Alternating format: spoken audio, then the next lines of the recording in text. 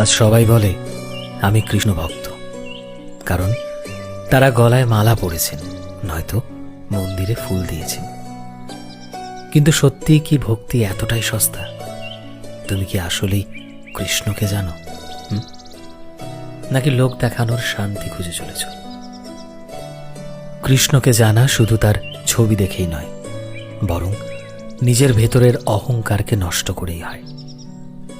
কৃষ্ণ ভক্তি আসলে কি?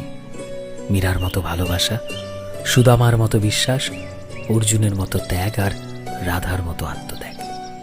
কৃষ্ণ ভক্তি বলে কয়ে হয় না, বরং মন থেকে হয়, মেনে নেওয়ার মাঝে হয়।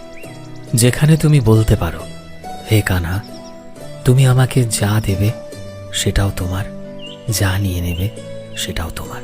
ভক্তি তো সেটাই, যেখানে তুমি কৃষ্ণের থেকে কিছু চাইবে না, বরং তার মাঝে জুড়ে যাওয়াটাই জীবন ভাববে। কৃষ্ণ ভক্তি সেটা নয় যেটা তুমি বাইরে দেখাও, বরং সেটাই যেটা তুমি নিজের থেকে লুকাও, কিন্তু তবুও কৃষ্ণের মাঝে নিজেকে খুলে ধরো। সেই চোখের জল যেটা দুনিয়া কখনোই দেখে না, কিন্তু কৃষ্ণ প্রতিদিন তোমার সেই সুখ দুঃখগুলোকে ভাগ করে নেয়। সেটাই তো তোমার আসল কৃষ্ণ ভক্তি। যদি তুমি সত্যি নিজেকে কৃষ্ণ ভক্ত মনে করো, তবে আজকে প্রশ্ন করো নিজেকে, আমি কি শুধু মুখে বলা ভক্ত, নাকি অস্তিত্বের মাঝে বেঁচে আছি?